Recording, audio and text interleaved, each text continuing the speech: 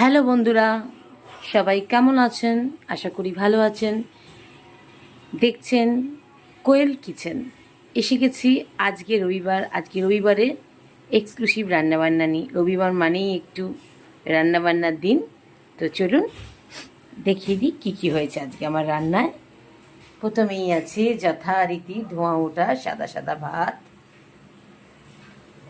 তারপরে আছে ছোলার ডাল সেদ্ধ করে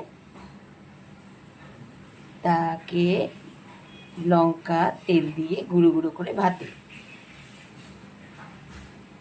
এটা আছে সেদ্ধ ধোঁকা বিভিন্ন রকম মশলা দিয়ে তৈরি হয়েছে। এটা আছে ছোলার ডালের বড়া, সর্ষে দিয়ে কাঁচা লঙ্কা দিয়ে ঝাল দিয়ে।